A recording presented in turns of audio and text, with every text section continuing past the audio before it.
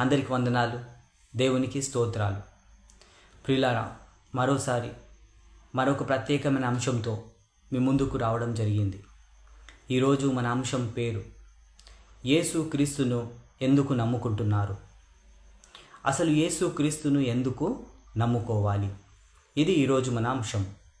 అయితే ఈ అంశంలో 2 భాగాలు ఉన్నాయి. మొదటి భాగము యేసు క్రీస్తును ఎందుకు నమ్ముకుంటున్నారు, రెండవ భాగము యేసు క్రీస్తును ఎందుకు నమ్ముకోవాలి. ప్రియులారా, ఈ అంశం చాలా ప్రాముఖ్యమైనది. ఈ అంశం మనకు అర్థమవుతే మనము క్రీస్తులో స్థిరంగా నిలకడగా ఉంటాం. మన సొంత రక్షణను భయముతో వణుకుతో కొనసాగించుకుంటాం.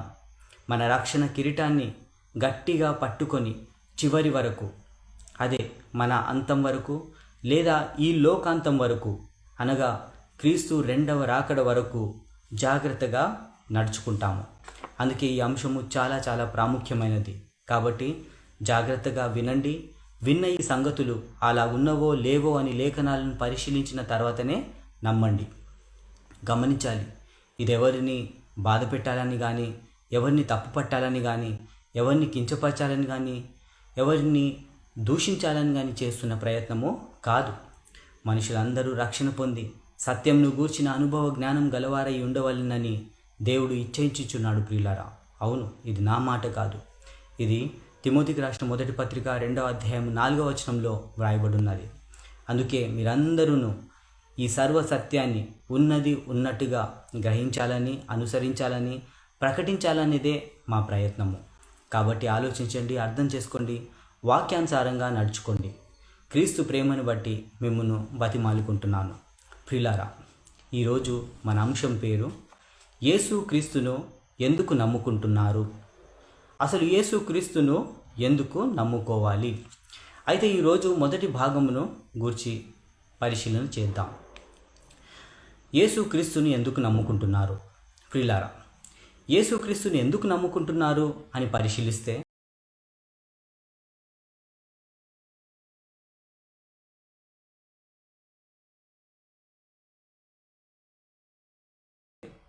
కొందరు ఈ శరీరాన్ని రక్షించుకోవడానికి యేసుక్రీస్తును నమ్ముకుంటున్నారు.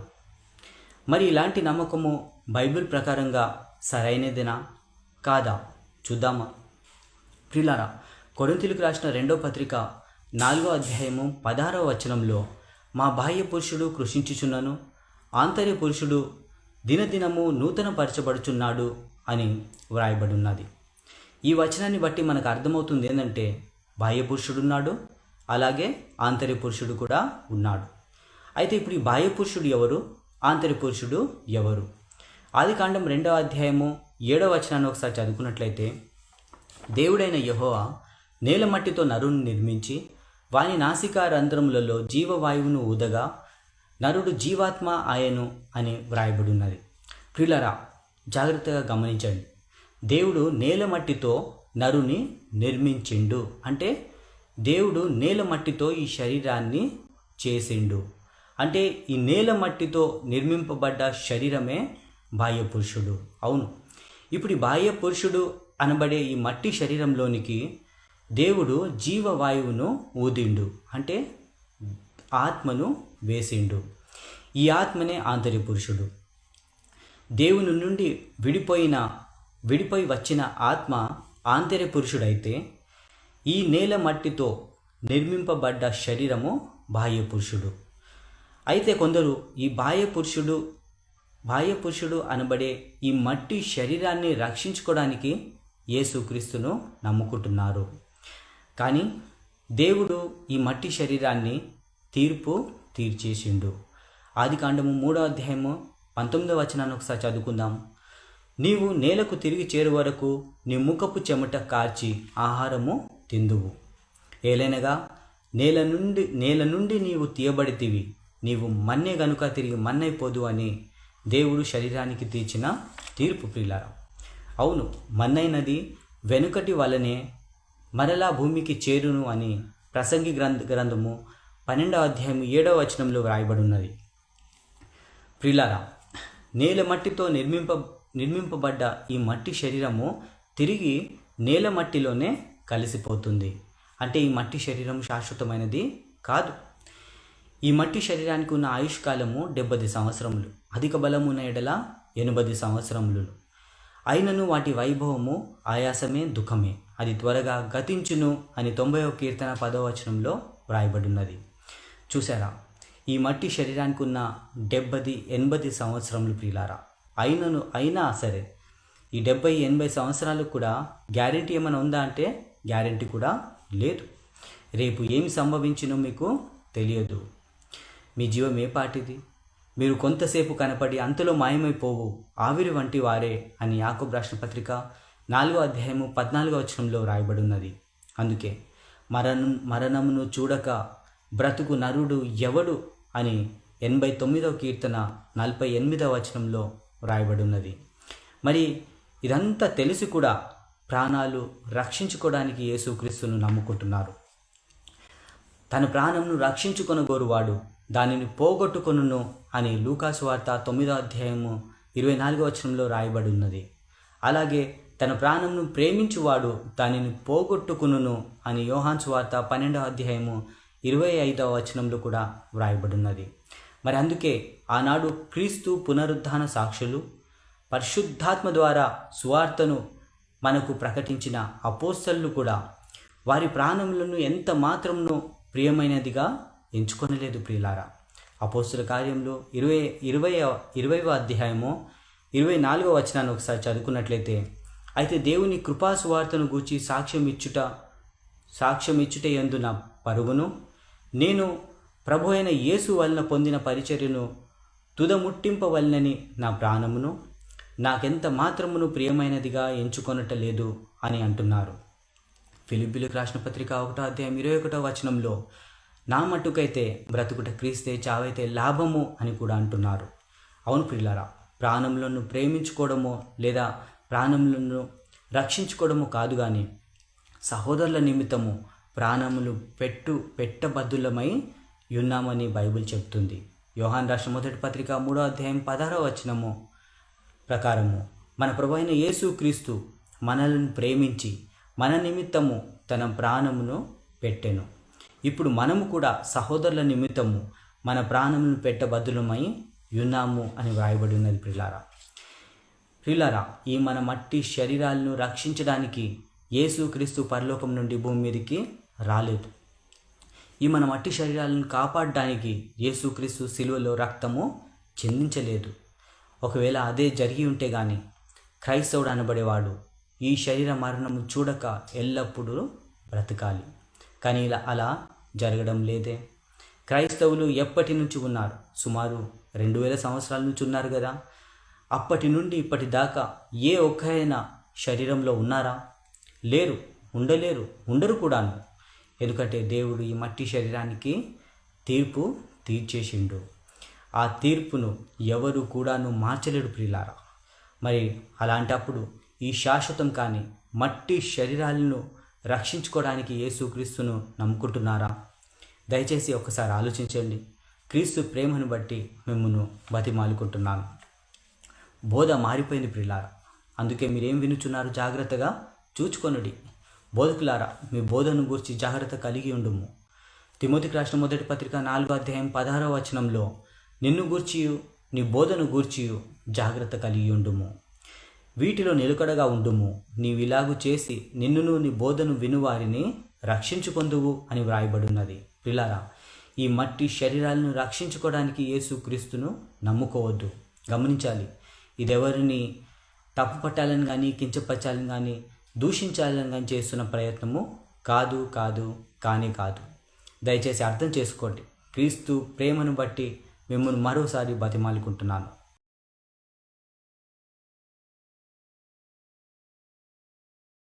ప్రియులారా, ఇంకొందరు ఉన్నారు.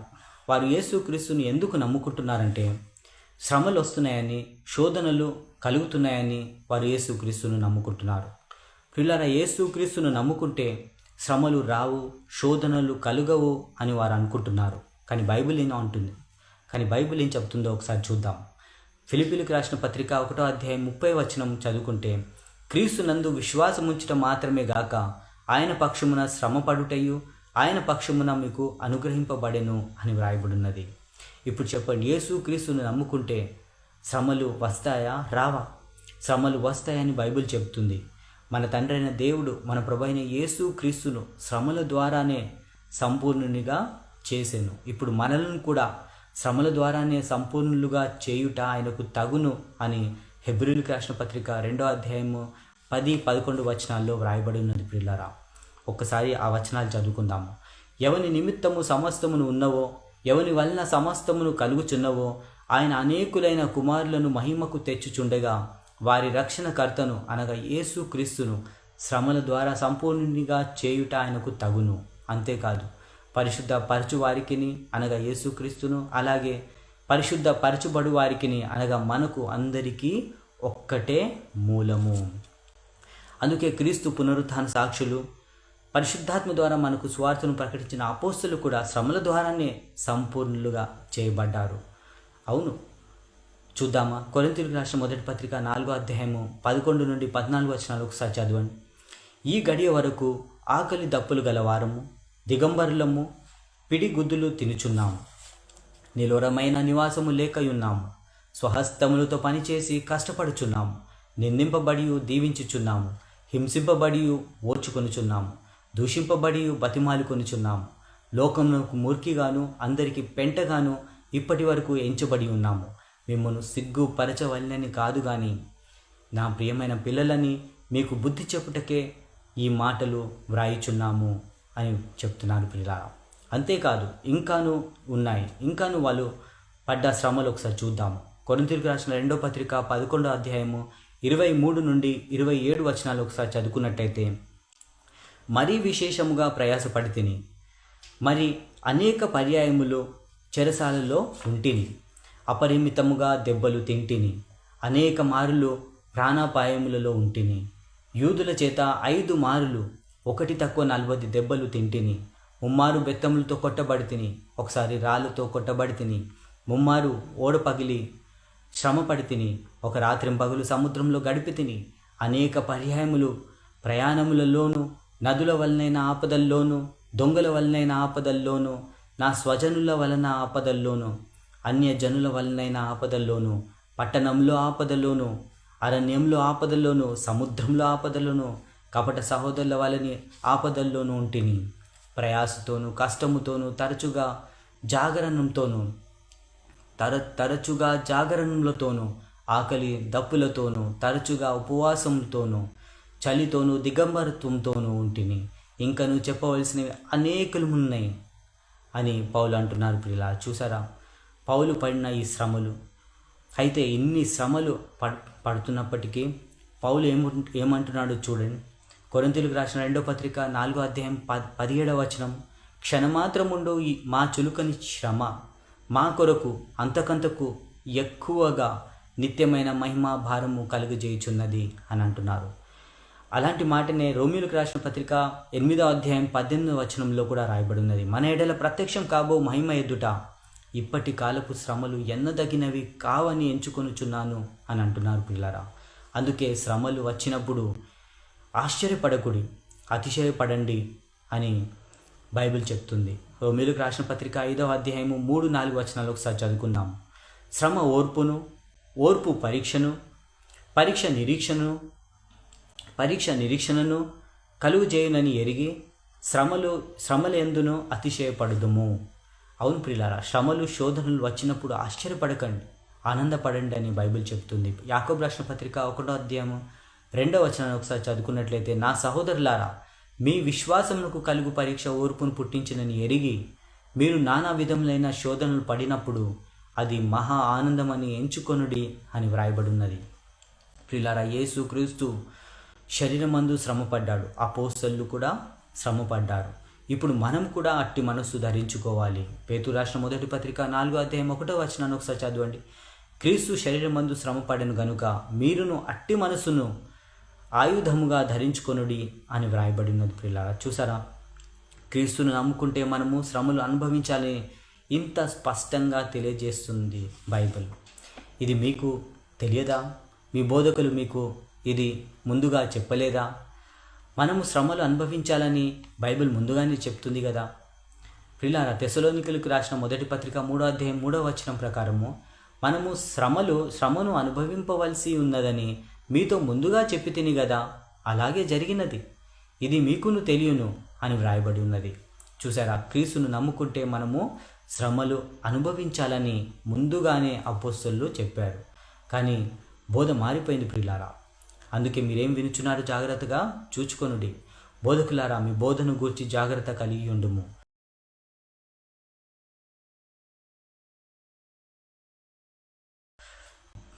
ఇది ఇలాగైతే ఇప్పుడు ఇంకొందరు ఉన్నారు. వారు యేసు క్రీస్తుని ఎందుకు నమ్ముకుంటున్నారంటే ధనాన్ని సంపాదించుకోవడానికి. అవును, ఈ లోక సంబంధమైన ధనాన్ని సంపాదించుకోవడానికి వారు యేసు క్రీస్తును నమ్ముకుంటున్నారు. కానీ బైబిల్ ఏం చెప్తుంది? మత్తయి సువార్త 6వ అధ్యాయము 19వ వచనంలో, భూమి మీద మీ కొరకు ధనమును కూర్చుకొనవద్దు, ఇక్కడ చిమ్మెటయు తుప్పును తినివేయును, దొంగలు కన్నము వేసి దొంగిలెదరు అని వ్రాయబడి ఉన్నది. ప్రియులారా, ఒక మనుష్యుడు లోకమంతయు సంపాదించుకొని తన ప్రాణంను పోగొట్టుకుంటే అతనికి ఏమి ప్రయోజనము అని మత్తయి సువార్త 16వ అధ్యాయం 26వ వచనంలో వ్రాయబడి ఉన్నది. ప్రియులారా, ధనవంతుడు లాజరు అనే యథార్థ గాథను ఒకసారి జ్ఞాపకం చేసుకుందాము. ధనవంతుని విషయంలో ఏం జరిగిందో మీకు తెలుసు కదా. ధనవంతుడు ఊదా రంగు బట్టలను, సన్నపు నారా వస్త్రములను ధరించుకొని ప్రతి దినము బహుగా సుఖపడుచుండెను. అతడు చనిపోయి పాతాళంలో బాధపడుచు యాతన పడుచుండెను అని లూకాసు వార్త 16వ అధ్యాయము 19 నుండి 25 వచనాలు చదివినట్లయితే మనకు అర్థమవుతుంది. ప్రియులారా, ధనవంతుడిగా పుట్టడము తప్పేమీ కాదు. అయితే ధనవంతుడు ఎలా ఉండాలంటే, బైబిల్లో ఎలా రాయబడి ఉందంటే, దీనుడైన సహోదరుడు తనకు కలిగిన ఉన్నత దశయందు అతిశయింపవలెను. అలాగే ధనవంతుడైన సహోదరుడు తనకు కలిగిన దీన దశయందు అతిశయింపవలెనని యాకోబు రాసిన పత్రిక 1వ అధ్యాయం 9వ వచనంలో రాయబడి ఉన్నది. ప్రియులారా, ధనవంతుడిగా ఉండటము తప్పేమీ కాదు. అయితే ధనాపేక్షణ లేని వారే కలిగిన వాటితో తృప్తి పొంది ఉండుడి అని హెబ్రీయులకు రాసిన పత్రిక 13వ అధ్యాయము 5వ వచనంలో వ్రాయబడి ఉన్నది. ఎందుకనగా ధనాపేక్షణ సమస్తమైన కీడులకు మూలము అని తిమోతికి రాసిన మొదటి పత్రిక 6వ అధ్యాయము 9 నుండి 10 వచనాలు చదివినట్లయితే మనకు అర్థమవుతుంది. అవును ప్రియులారా, అయితే మరి దురాశను గురించి బైబిల్ ఏం చెప్తుందంటే, దురాశ గర్భం ధరించి పాపమును కనగా పాపము పరిపక్వమై మరణమును కనును అని యాకోబు రాసిన పత్రిక 1వ అధ్యాయము 15వ వచనంలో రాయబడి ఉన్నది. మరి అలాంటప్పుడు మీరు ఏ స్థితిలో ఉన్నా ఆ స్థితిలోనే మీరు కలిగిన వాటితో తృప్తి పొంది ఉండుడి. దయచేసి ధనవంతుడగుటకు యేసు క్రీస్తును నమ్ముకోవద్దు. గమనించాలి, ఇది ఎవరిని బాధ పెట్టాలని కానీ తప్పు పట్టాలని కానీ చేస్తున్న ప్రయత్నము కాదు ప్రియులారా. బైబిల్లో ఉన్న సత్యమే చెబుతున్నాను, నా సొంత మాటలు చెప్పడము లేదు. దయచేసి అర్థం చేసుకోండి.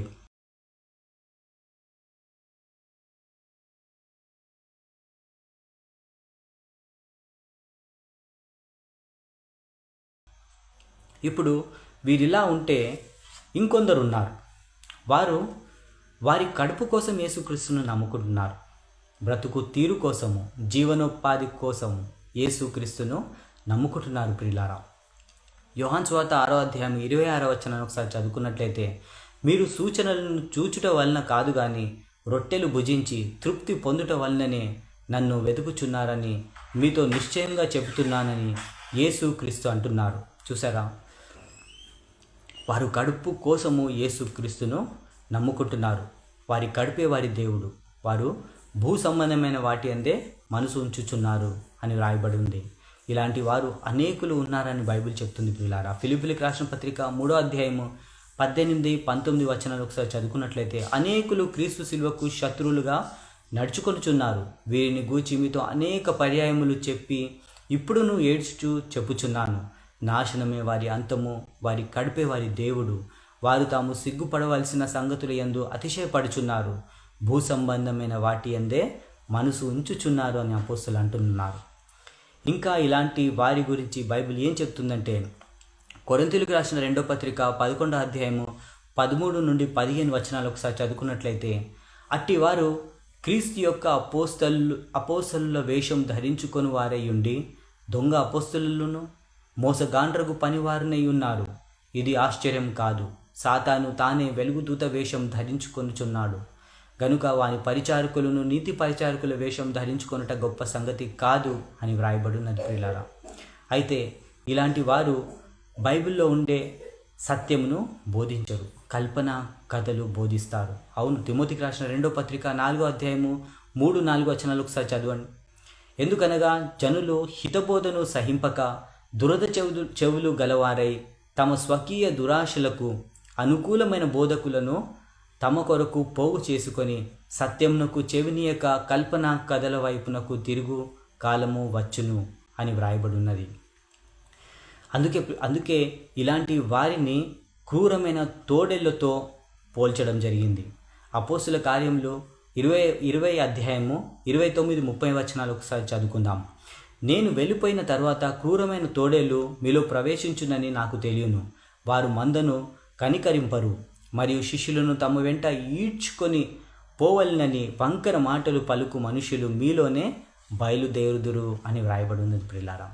అయితే వీళ్ళు ఏ పని చేయకుండా ఇతరుల మీద భారంగా ఉండి ఉచితంగా ఆహారం పుచ్చుకుంటూ జీవనము చేస్తూ ఉంటారు.